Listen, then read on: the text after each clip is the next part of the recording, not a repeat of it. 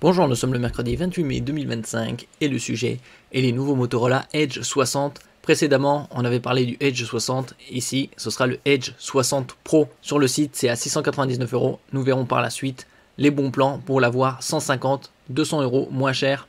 On verra également la comparaison entre le Motorola Edge 60 Pro et le Edge 50 Pro pour voir l'évolution d'une génération à une autre. Il est disponible en 3 couleurs, Shadow, Sparkling Grape, violet, et Dazing Blue bleu. Il est livré avec 12 Go de RAM extensible jusqu'à 24 via le RAM Boost. Et en ce qui concerne le stockage, c'est du 512 Go.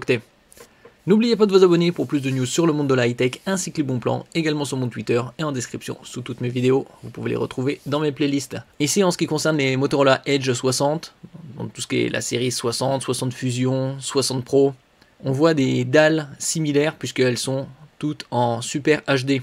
Donc ça c'est un très bon point. En ce qui concerne le stockage, c'est du 512 Go en UFS 4.0, 12 Go de LPDDR5X, alors que sur le 60 c'était du LPDDR4X, et ici extensible avec la RAM jusqu'à 24.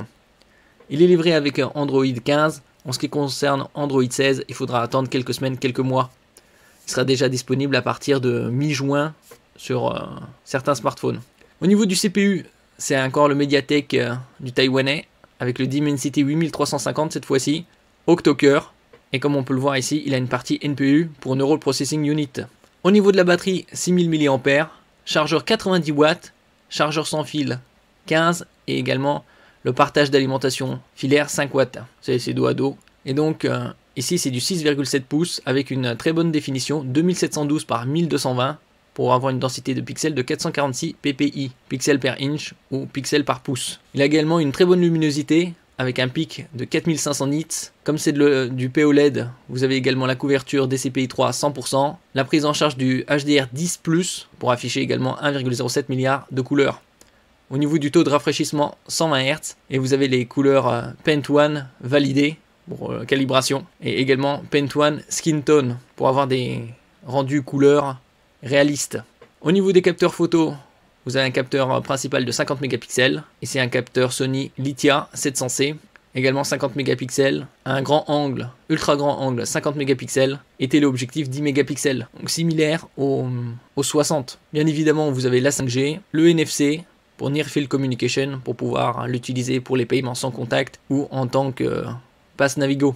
Double SIM, PSIM c'est pour physique et eSIM c'est pour électronique. Vous avez le Wi-Fi 6E avec triple bande 2,4, 5 et 6 GHz. On va le comparer ici le 60 Pro avec le 50 Pro. Au niveau du 60 Pro, on a de IP pour indice de protection 68 et 69. Le 6 c'est contre la poussière, c'est le niveau le plus élevé. 8 c'est contre l'immersion, 1,50 m pendant 30 minutes. Et le 9 c'est contre la projection d'eau à haute pression. Et il est également certifié 1000 STD 810H, norme de résistance militaire américaine. Quand on regarde ici sur le 50 Pro, il n'avait que la protection IP68, donc immersion à 1,50 m pendant 30 minutes. Donc on gagne une protection supplémentaire, IP69 et 1000 STD 810H. Au niveau de la dalle, c'est du POLED, 120 Hz, HDR10+, 4500 nits au niveau du pic lumineux, 6,7 pouces, avec une définition de 1220 par 2712, et donc une densité de pixels de 444-446 ppi.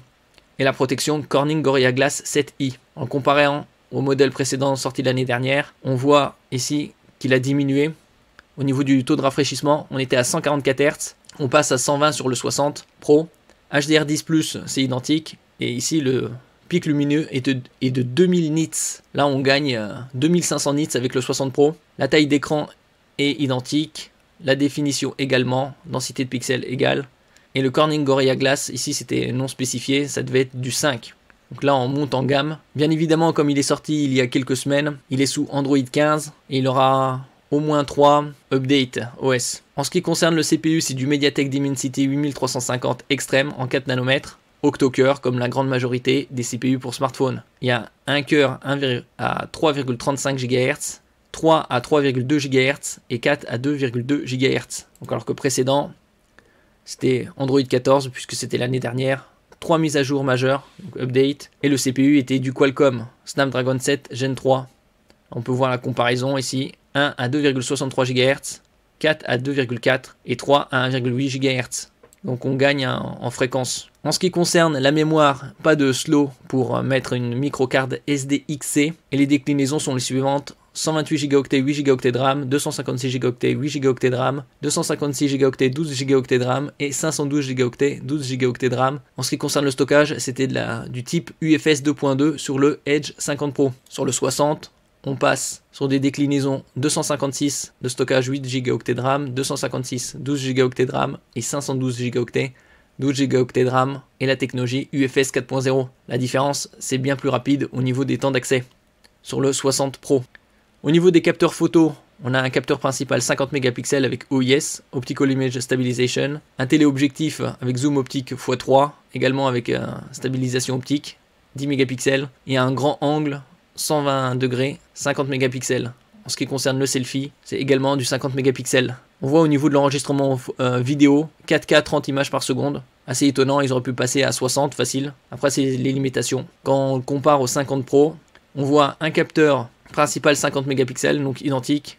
Téléobjectif 10 mégapixels également. Le grand angle 13 mégapixels, donc on passe au niveau supérieur puisque sur le 60 Pro c'est du 50. Et le selfie 50 mégapixels, donc identique. Pas de prise jack, 3,5 mm, donc on peut pas l'utiliser avec des écouteurs filaires et avoir la radio. Sur le 50 Pro, on a du Wi-Fi 6E triple bande. Et sur le 60 Pro, également Wi-Fi E triple bande. Ils sont pas passés au Wi-Fi 7, c'est un peu étonnant.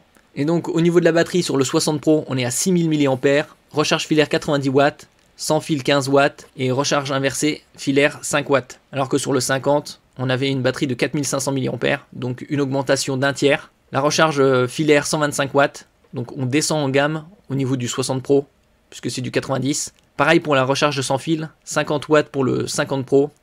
Actuellement, on peut trouver le 50 Pro aux alentours de 400 €. Et recharge inversée 10 watts. Donc là, ils ont baissé au niveau des perfs de charge et augmenté en termes de capacité de batterie, comme on peut le voir ici. C'est assez dommage qu'ils ont baissé au niveau de la charge filaire à 90. 125, ça permet de le recharger très rapidement, environ en un quart d'heure, 20 minutes, en ce qui concerne le 50 Pro. 18 minutes pour recharger 100%. Donc comme là, c'est un tiers de plus, ça aurait mis 24 minutes pour recharger 6000 mAh.